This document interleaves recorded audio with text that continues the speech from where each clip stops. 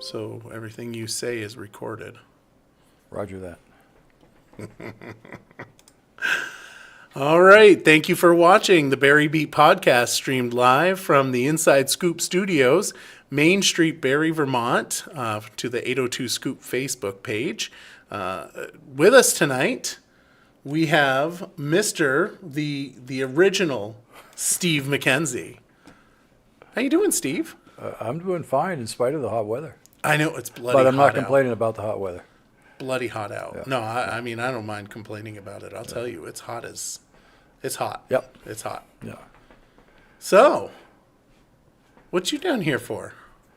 Well, I wanted to take the opportunity to give folks an update on the 143 Main Street initiative.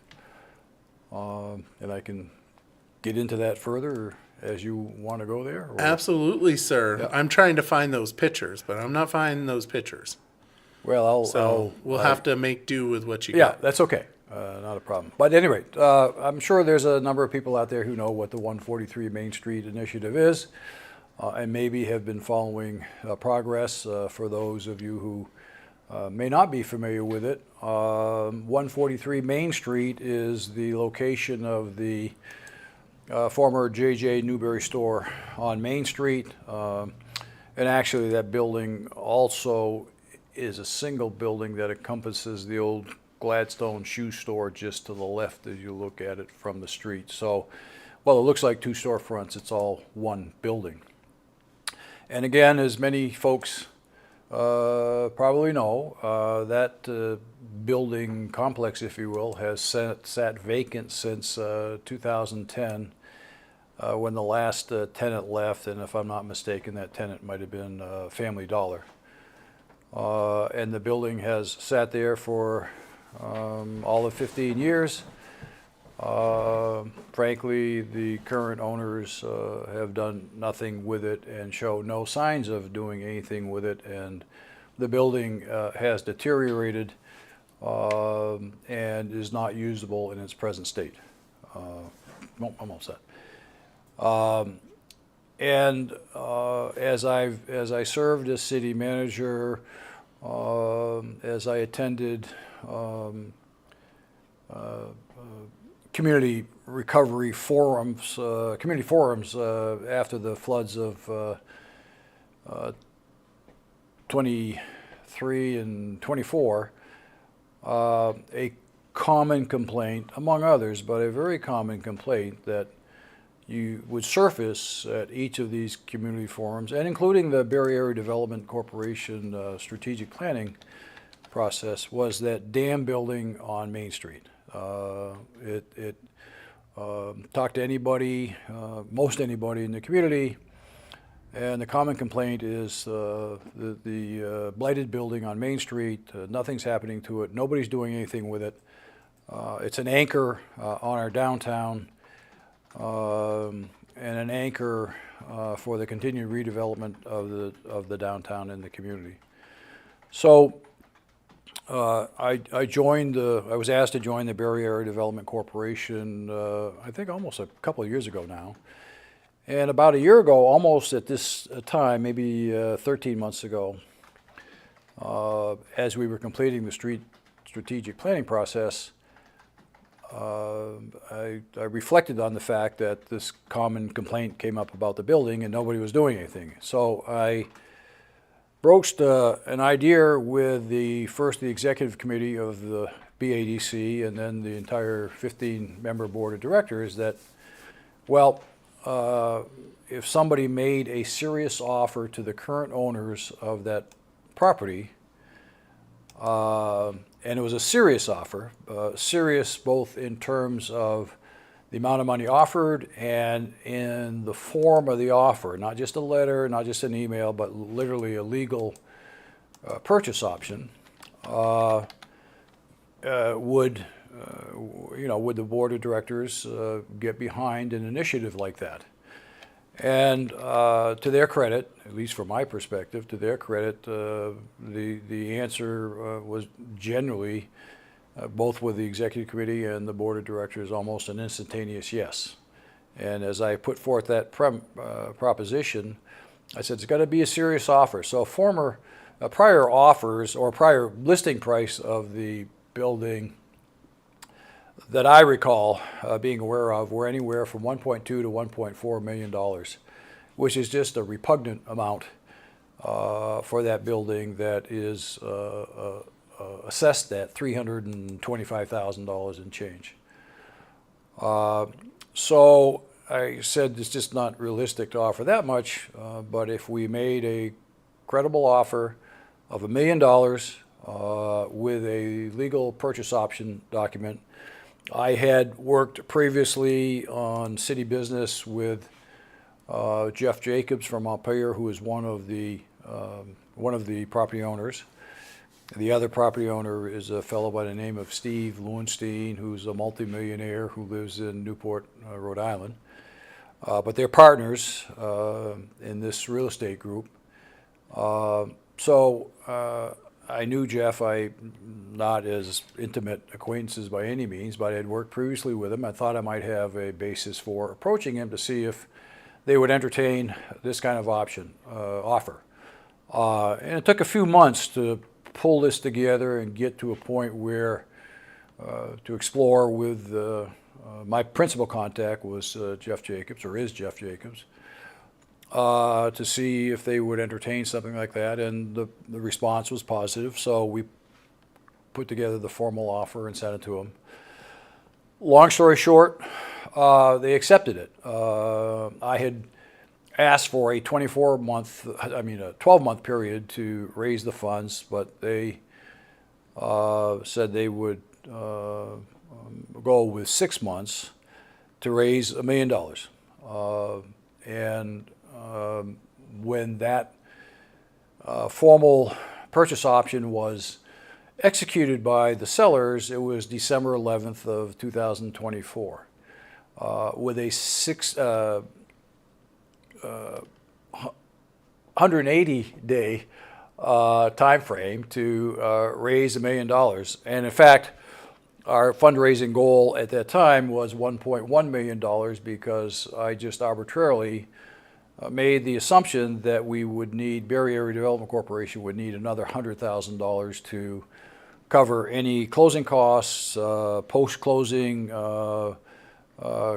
costs, any any unforeseen costs that, or at least an offset to any unforeseen costs that might come up. So the fundraising goal was $1.1 million.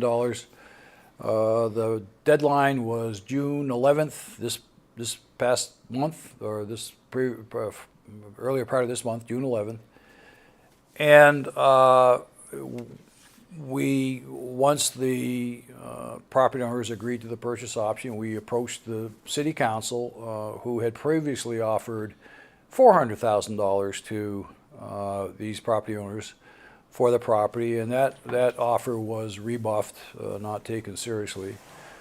But I approached the city council to see if the city council would reallocate that $400,000 to this fundraising campaign. And I think that occurred in early January.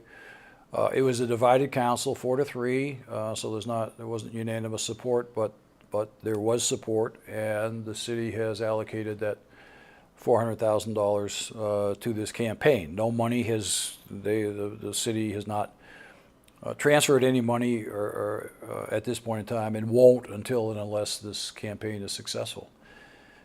So fast forward to probably the early part of June, and I realized by that time we had raised about $700,000. I realized we weren't going to hit $1 million, certainly not by June 11th. So I approached the owners and said, we have we'd raised $700,000, but keep in mind we need to reserve $50,000 for a BADC to handle any closing costs and post-closing costs. So I offered the $650,000 to the owners. Again, a long story short, they said no. So I continued discussions with them, and I said, I'm disappointed, but I see reality, and reality is we're probably not going to raise $1 million. So if $1 million is your hard and fast sale price, then we'll stop right now. I said, but if you could accept something less, $800,000, which is still a fair amount of money for the property, and gave us another 90 days, I think it's realistic that we could raise that money, because at that point in time, it was only another $150,000 that we needed to raise. Still a handsome chunk of change, but it's not like $400,000 or $500,000 that we were short to $1 million. And they said yes. So here we are. They've agreed to a selling price of $800,000. We have until September 9th to raise that amount of money. And at this point in time, we have, I believe we have raised $725,000. So we have another $125,000 to go. Less than 150, still a handsome chunk of change. But we're really trying to do a hard appeal for more donations to close that gap, to close that $125,000 gap. Each of the board members has their network of individuals who we are reaching out to. Understandably, some have said no, and some have donated quite generously. We have cash in hand or pledges.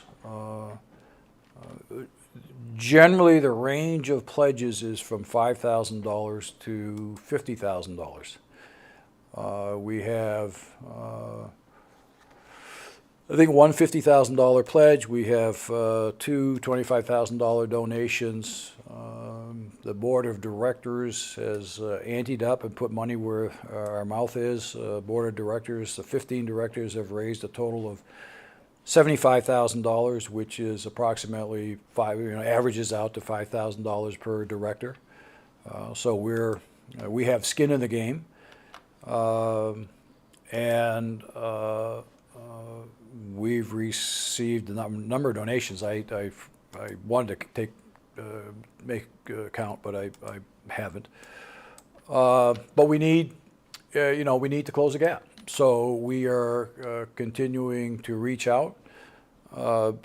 Certainly, if anybody sees this podcast and is interested in considering a donation, by all means, feel free to either go onto the BADC website, which is badc.com. You could certainly call Josh Jerome at the office, or reach out to me. My cell phone number is 802-477-2255, or my email is smackenzie2@myfairpoint.net. I realize that's kind of chewy, and MacKenzie is spelled M-A-C-K. It's not M-C, M-A-C-K. So smackenzie, number 2, at myfairpoint.net. So we have donor packets prepared, which have a lot of background information, have some frequently asked questions and responses, a description of the campaign. We have some architectural renderings. They are just that, renderings, which show the we have photographs of the existing building, but we have renderings of what the future could be. Yeah, so let me just jump Yeah, in on yeah, that and show folks what the you found current it. state is. I did Oh, find okay. it. Current state is this, right? This is the JJ Newberrys block that just looks like caca, Yeah, right? yeah. And we've got one rendering which shows a park, which Yeah, let me speak to that. Sure. The park is not the end all be all. It's just the recognition that between where the state of the building now and ultimately developing the property into some kind of performing building, it's likely that definitely what's going to happen is the building is useless. It's going to have to be raised. There's remediation that will have to take place between the asbestos and all of that kind of hazardous materials that are in the building just by virtue of its construction. So the building's going to have to be raised. It's likely that there may not be a developer on board at the time that it's raised, or a developer who would undertake that expense. So there may be an interim period of, who knows, 1, 2, 3 years where it could serve as a community park and provide time for a developer, actually for the city to solicit proposals from developers to entertain proposals as to what could be put on that lot. Now, some folks have been critical because they want to know, what's the plan? What's your plan? What are you going to do with this? And we have a vision, we have concepts, but we don't have a plan for a number of reasons. The first and foremost is we don't own the property. And nobody is going to invest any kind of money preparing for a plan for a property that you don't own, because well, A, it doesn't make sense, and B, if you prepare and invest in the development of a plan for this property, that's only going to raise the price. It becomes more valuable once you identify what could be done with it. This process, and again, there are critics because you don't have a plan, but the process is virtually identical to the process that was used to develop the City Place building right across from Depot Square. The 5-story, $18 million building that has made a substantial contribution to the grand list and the tax base for the city. That started out, that process is almost mirror image of what we would envision here. If folks recall, the properties that were there before City Place got developed were the Wayland's Brooks Drugstore. Next to that was the old Coins and Hobby. And prior to that, quite some time ago, was the old Blue Moon Diner, which that was a long time ago, so probably not remembered by a lot of people, but that was vacant. And the irony in all this is that the owners of the Wayland's Brooks Drugstore were the same two owners of this property. It was Jeff Jacobs and Steve Lewinstein. So the city got a grant to purchase the property back then, purchased the property, then took some time, raised the property, made just a level lot out of it. And that happened just before I became city manager in 2010. And I think it sat there for a year during my tenure, and either 1 or 2 years later, I thought that we ought to do something with that. So we made a community park, if you will, if folks remember. It actually turned out to be a sculpture park. Studio Place Arts donated some, or loaned some granite sculptures and made a nice little interim park. And it wasn't an eyesore, but it was an interim step to ultimately proceeding with the development of the property. And after the park was there, I think a couple of years, then Mayor Lozon thought it was time to put out requests for proposals to developers. We actually got 3 proposals. Long story short, new construction out of Williston was selected, had proposed the development scheme, and as they say, the rest is history. That we had 3 good proposals. Somebody had to win. It was new construction, and went through the process to raise the funds, structure the plan and the financing to be able to construct a building. The state was a big player in that, became a tenant, and frankly, principal tenant of the building. The building is privately owned by Dew Construction, but the state is the largest tenant of that building. But I'll have to. I'm just gonna butt in here Yeah, real sure. quick, and so you were just talking about City Place, and of course, I'm able to pull up real quick the groundbreaking ceremony where you've got the hat on. Yeah, You're standing the hard next to hats. Tom Yep, Lozon yep, and Peter Shumlin Yeah. and Tess Taylor, who at the time was a state rep. Yep. And then the gentleman from Dew that I can't remember Don his Wells. name. Don Wells, Yep. thank you. I don't know who the other three Well, guys. there's There's. I mean, in this, wow, that's. there were about a Bill dozen Doyle. people there, I think, right? Yeah, Bill Doyle was there. Yeah. It was. Wow, that was quite some time ago. Yeah, I mean, you're right. I mean, the process is very similar to the City Place Yes. process. It's, frankly, it's And, identical.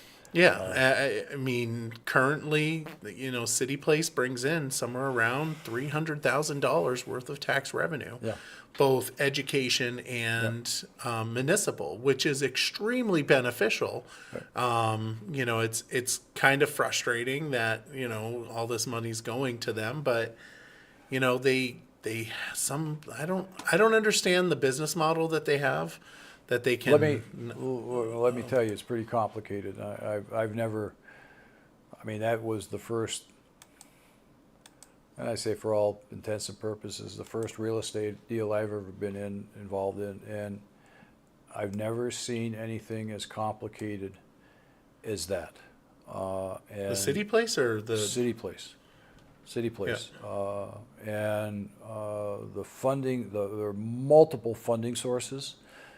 Down Street was a big player, although at the time I think it was Central Vermont Community Land Trust. Yep.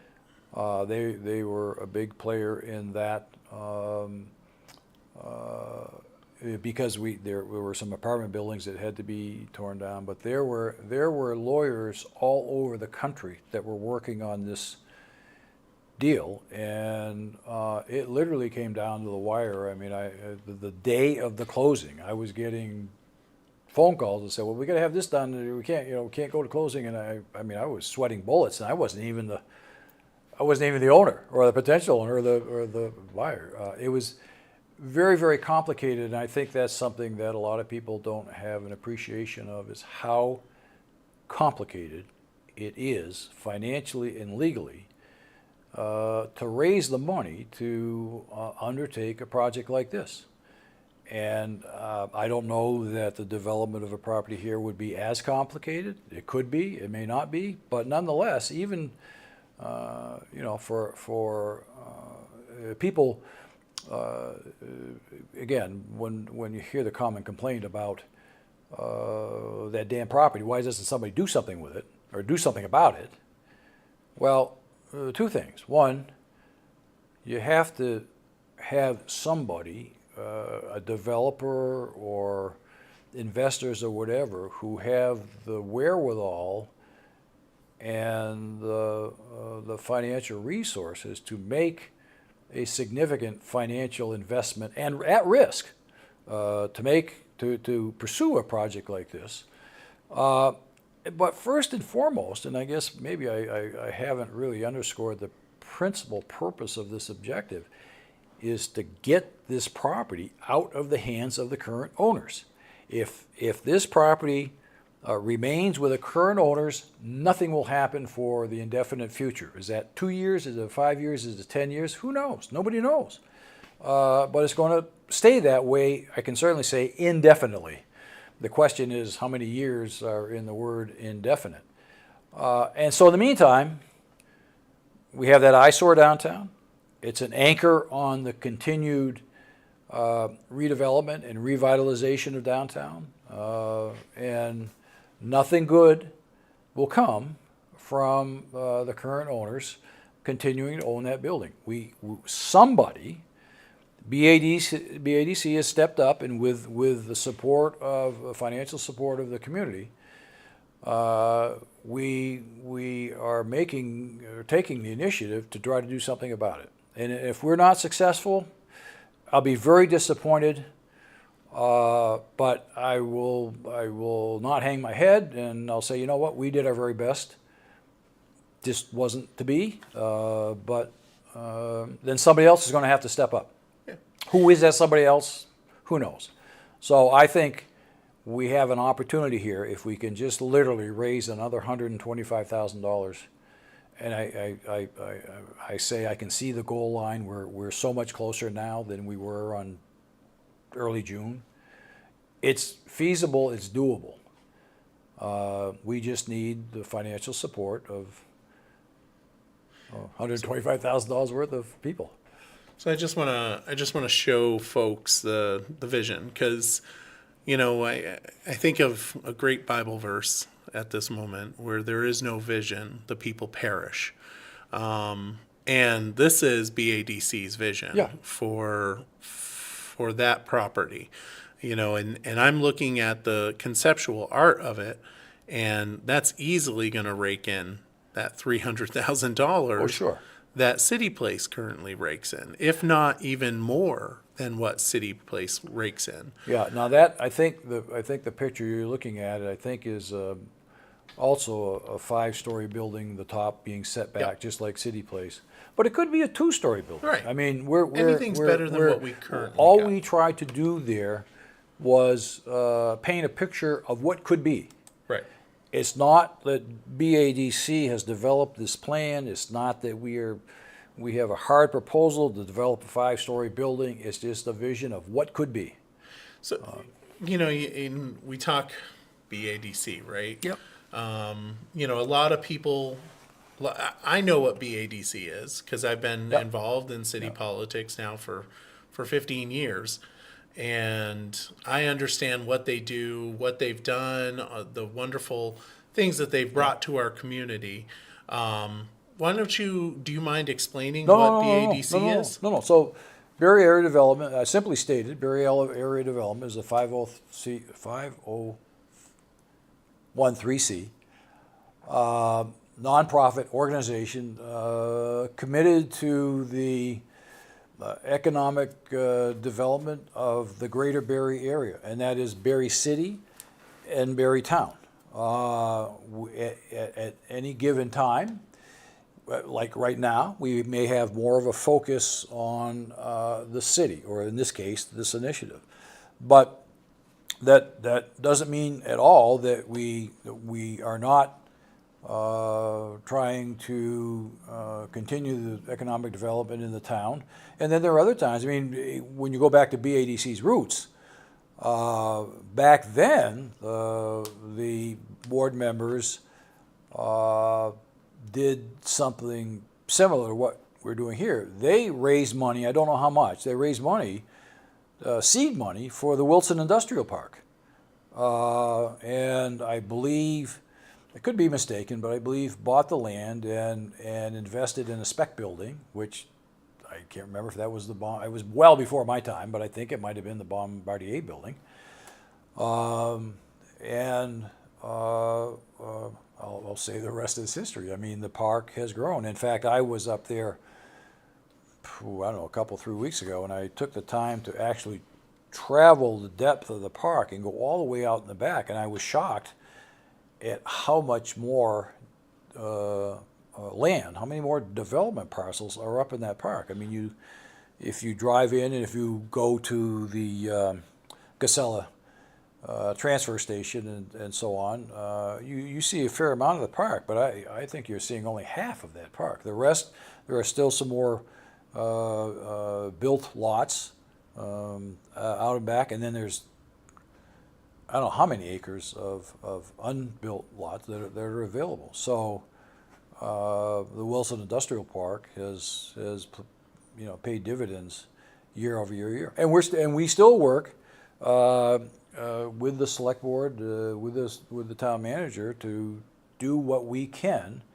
to find tenants either in existing buildings or new tenants. But again, finding tenants is a complicated, time-consuming process that takes a lot of effort and a lot of time. Well, I know that BADC is also very much involved in the Prospect Heights project as well. Yes, Correct? although we were instrumental in that project in preparing the grant application for I think two, the Northern Borders Regional Commission grant application, which our then executive director, May Green, prepared the application, working with the city staff, Nicholas and Janet Shatney, our director of planning, to pull together that application, which turned out to, oh no, I got to take it back. No, it was Cody. I think it was. We here at Barre Beat like Cody a lot. We Yeah, miss yeah, yeah. Cody. He was a lot of fun. Actually, well, I 802 think, Scoop misses Cody. not to take a left turn here, but I mean, Josh Jerome is the new Cody. That's true. And yeah, Josh is a great guy. yeah, I remember yeah, when yeah, he ran the Partnership. Barry Partnership, Yeah. and I was very sad to see him go. Yeah. But glad to have him back in that position.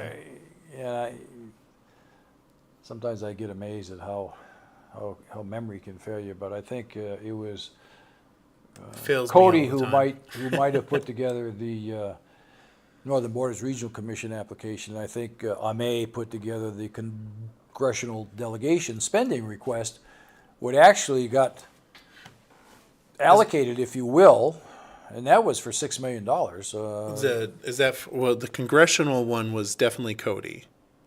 The one where the auditorium got money? That was in that Cody. same series, yeah. Yeah, So that was definitely Cody. yeah. Yeah, Raylene just mentioned that. Then maybe it was Cody. Ame who did the Northern Borders. I Yes. apologize, I think, forget, but I think, yeah, May did the Northern Borders, and unfortunately, the first application was denied because I will keep my personal opinions and my assumptions. Yeah, we don't to need myself. to go there. But you know, But we try ended up again, getting and it. the second application was successful, and that's still viable. Unfortunately, without trying to venture into politics, under the current administration, I believe most, if not all, congressional delegation spending allocations of that era have been canceled. Yeah, So that sounds about right. I know the city has resubmitted, but there's not a lot of optimism it will be funded again, but it's totally out of anybody's control. I mean, the city, Nicholas and Janet have done all that they can do. They resubmitted an updated application, and it remains to be seen whether it will be funded or not. But Yeah. Well, at least I know that there was significant amount of money that came from the budget for the state side. There was $1 million to Prospect Heights. I understood that. You mean in this budget? Yeah. I believe that's correct, but I haven't had that confirmed for me. I know the mayor was talking about that. It could very well be. I just haven't had a chance to have that confirmed for Speak me. it into existence, Steve. Say again? Speak it into existence. Yeah. Okay. All right. Yeah, there was $1 million. I don't. It was I $1 really million. don't know. $1 million. I know There it we was go. in the works. Whether, but I also. I'm pretty sure it got in. Yeah, okay, It might have been good. $2 million. Yeah. Yeah. I wouldn't be surprised if it was $2 million. And there's other funding out there. But you know, it remains to be seen. I mean, again, that's a case where I mean, in some respects, there are similarities between very, very maybe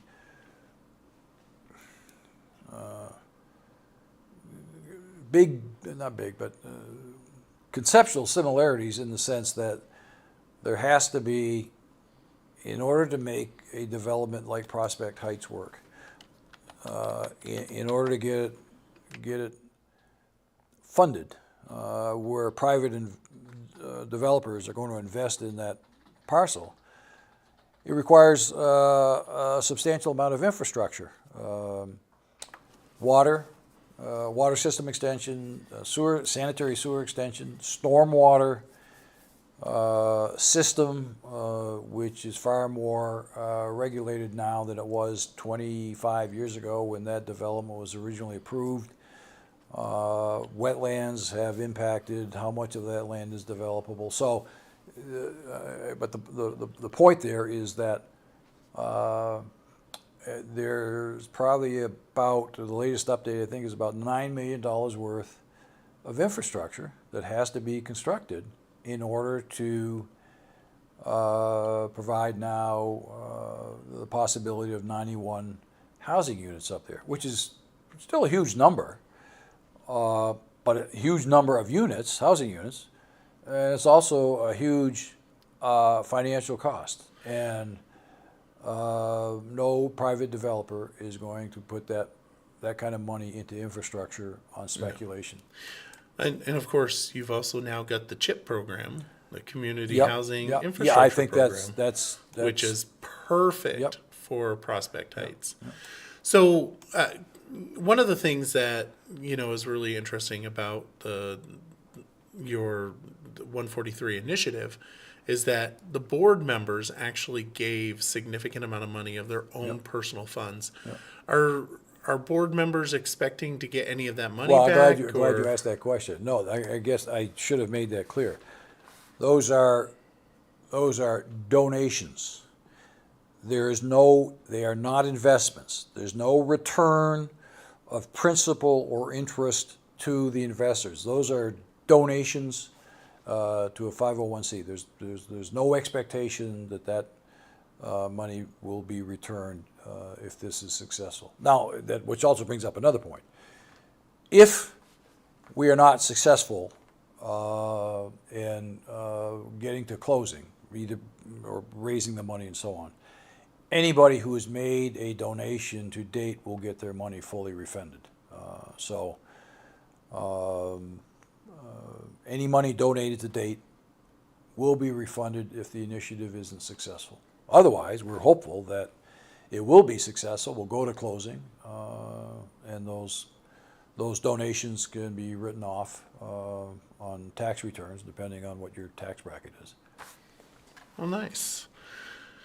Well, hopefully we'll be able to see a deed in hand in September. Yeah, I don't know if I mentioned it. I mean, we've had donations. We've had donations from $50 to $50,000. We appreciate a donation in any amount. I think the reality is that it's going to take donations, and we'd love another $50,000 donation or two. That's probably not going to happen. But what will get us to the finish line is donations in the $2,500 to $5,000 range, maybe $10,000 range. That's sort of the sweet spot in donations. I know that's a lot of money. That said, every $1,000 helps. But it's that magnitude of donation that is going to get us to the finish line. And I think I truly believe the financial capacity is there within the community, but it's for a number of people, you have to get over the hurdle of paying a price for the property that is far more than what it's worth. Now, having said that, I think people who've observed the real estate market since COVID understand that most properties are selling for a lot more than what they've been assessed at or appraised at. So the idea that buyers would pay more, and sometimes significantly more, for a property than what it's assessed at or appraised at, that's not unheard of. I mean, frankly, I'm no real estate guy, but anything I've observed by reading and talking and so on is that that's probably more the norm since COVID. I understand the orders of magnitude are probably different. We're talking about 800,000 versus an assessed value of 325. So that's 2 to 3 times what the property's assessed at. There's probably not that kind of ratio on residential or other properties, commercial properties today. But frankly, I don't think for some commercial properties a ratio of 2 is not unheard of. So I mean, I guess simply stated, the idea that a buyer would pay more for a property than it's assessed at is not uncommon. I understand that the amount in this case is extremely high, and that's something that's hard for people to get comfortable with. So and I can understand if somebody's not comfortable with that, they wouldn't want to donate. But there have been a significant number of people who have said, okay, we understand that, but nothing's going to happen if we don't make a commitment and make a donation, and there are a number of people who have had. So I want to address, I get a comment from Alice Farrell, and she's asking about small donations, and small donations are definitely accepted. Absolutely. And we you appreciate can go, every dollar that we receive. Yeah, you can go to that webpage Yeah. that I dropped above. Yeah. What I'll do is I'll drop it again. Like I and- say, we've got our smallest donation is $50. And that gets us $50 closer to the goal. Absolutely. And so are we going to get bricks named after people that donate? Well, they're actually that'll have to be worked out. But the commitment, I believe, has been made that anybody who donates $50,000 will get their name on a plaque. And I don't hold me hard on this, but maybe it's 25,000 and up or whatever. I voted for the budget. Does that help at all? Yeah. I want my name on another building. Yeah, I don't have I'll 50K. tell you what, if though. I have to, I'll go scratch names in the bricks once the building is built. All right. Well, thank you for that update. Yeah. Well, I appreciate you the want- opportunity. Yeah, absolutely. You want to give a little shout out to Kiwanis? Oh, See you wearing the shirt there. We were before we started. Michael and I were chatting, and I just came from a Kiwanis meeting, so hence the shirt. But I just want to take an opportunity to reach out to folks in the community, and if folks have ever thought about joining a service club, a civic service club, such as Kiwanis, there are 2 others in the city, the Lions and Rotary. We're all looking for members. We're as civic or service organizations, we're suffering the same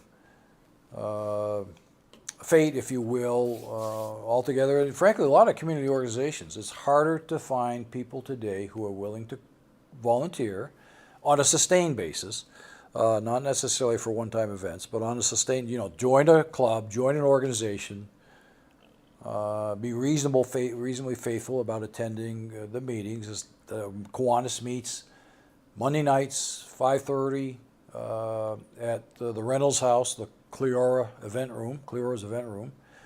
Meetings usually last about 75 to 90 minutes. We have a meal, we have meeting formalities, and we have been very successful in always having a speaker to speak to the members after the meal is served and eaten on something of interest in the community. I mean, you're going to come on in late June, I think, or early July. That's next week, isn't it? I feel like it's next week. Yeah, well, it could be. But What am I supposed we to have talk about? members. We have our chair of our school board. I've had the mayor from the city council. Last week we had Norma Malone, who's chair of the Berrytown Select Board. We've had the managers come in. We have individuals and spokesmen from the community who people may read a lot about the papers, but don't necessarily really have a chance to hear from them one-on-one or whatever. But anyway, we try to make the meetings both socially enjoyable, but meaningful in terms of learning something more about the community. And then we, Kiwanis International, and therefore Barre Kiwanis, our mission is young children priority run. So our focus is on dealing with youth from the ages of 18, on down. And we support a lot of organizations that are focused on youth, youth welfare, anything from the library. We give pool passes to the Barre Municipal Pool. We provide scholarships to summer camps in the area. Any number of things. Probably our biggest, the two biggest things that we support are the Honors for Scholars Banquet, which is held every April, and that recognizes all of the pro-marital students from Spalding High School with a dinner banquet and awards, scholarship awards. And then the other most significant thing we do is the turkey drive in November. And for the last 2 or 3 years, we've been handing out 250 turkeys to various organizations. We don't distribute directly to the family, but we deliver it to organizations that do. From, we deliver 60 turkeys to Capstone. We deliver, 20 or 30 to St. Monica's.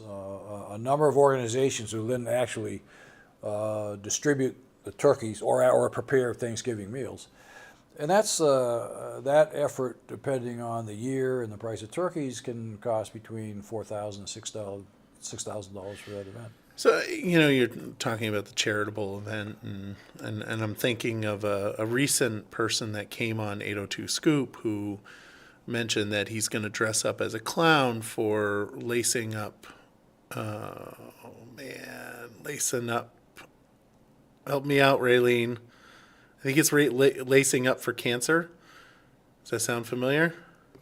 I don't know the details, but I think I've heard that. Yeah, lacing. It's Phil Scott's daughter, Erica Scott. Okay. And Mr. Dick Wabi. Oh. And yes. Yeah. And he's going to dress up as a clown. Yeah. So maybe we can get you to dress up as a turkey? Some people think I already am. Gobble, gobble. So anyway, if anybody's interested in joining Barre Kiwanis, or at least coming to, we'd love to have you come to a meeting, see what it's all about. We can provide you information. If you're interested in getting involved in the community, civic service, we'd love to have you come, meet the people who are there. We have about 10 to 12 active, and we have probably 18 to 20 members on the books, but there's a core group. Like any organization, there's a core group of 10 to 12 that are more active. And when do they meet again? We meet Monday nights, 5:30 at Reynolds House, Clearo's event room, and the meetings are an hour and a quarter to an hour and a half long. So Raylene wanted me to say it is very possible that he will also be in a Scooby-Doo outfit. Oh God, this is going south fast. But the other thing I want to really stress is that it's an organization for men and women. So we have I think 3 or 4 ladies in our core group, if you will. So it's not just probably like most organizations. It's not men only anymore, and we would welcome ladies to join the club as well. Nice. All right. Well, sir, thank you for coming down. Do you have thank you for the anything else you opportunity. I'm really trying to do a big PR campaign and get the word out and get folks interested in, both Kiwanis and also the 143 Main Street Initiative. So we'll see where it goes. Well, you'll have to bring Josh Jerome in sometime. Introduce us to the Barre Beat crowd and the 802 Scoop team. If I had really been on my toes, I would have thought about bringing him in tonight. But but he's actually out of town. He won't be back into town until tomorrow. But we'll schedule another another show, and it really would be Josh's show. I mean, we're all excited at BADC for Josh accepting this position. He knows Barre. He knows a lot of people, and he's served in Barre. He's got the economic development chops that BADC needs. He's got the deep roots too. I mean, Yeah, his yeah. father used to own the florist, right? You know, it's right. Is that right? Jerome's Florist. Well, Didn't he? I never thought to make the connection. I'll have to ask him tomorrow. Thought? Yeah. Oh man, maybe I'm wrong. Well, no, we'll find out. I could have sworn he was. Yeah. Raylene says, "Thank you for showing up." I'm always happy to be here. So this is pretty easy to do. So Well, you know, I mean, we could talk about ordinances. no, I have to go home. My dog wants me. I have to go home. You don't want to talk about ordinances, Steve? Well, you could suck me into that, and I don't. I have to resist going there. So we'll save that for another. We'll save that for We'll save that for another time. another show. All right. Well, Okay. Steve, thank you for joining us on the Barre Beat podcast. I want to say always thank enjoy you. it. Yeah. Oh, so Jerome Bolcom owned the flower shop. Thank you, Judy. Yeah. I was wrong. Yes. Yeah. Okay. That's why I kind I of balked a admit. little bit. But I don't know why I thought nice that. try. Yeah. Well, probably because it's called Jerome's.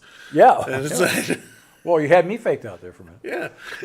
All right. Thank Okay. you, everybody, for watching the Barre Beat podcast everybody. live from 802 Scoop Inside Scoop Studios, Main Street, Barre, Vermont. And we hope you have a wonderful day.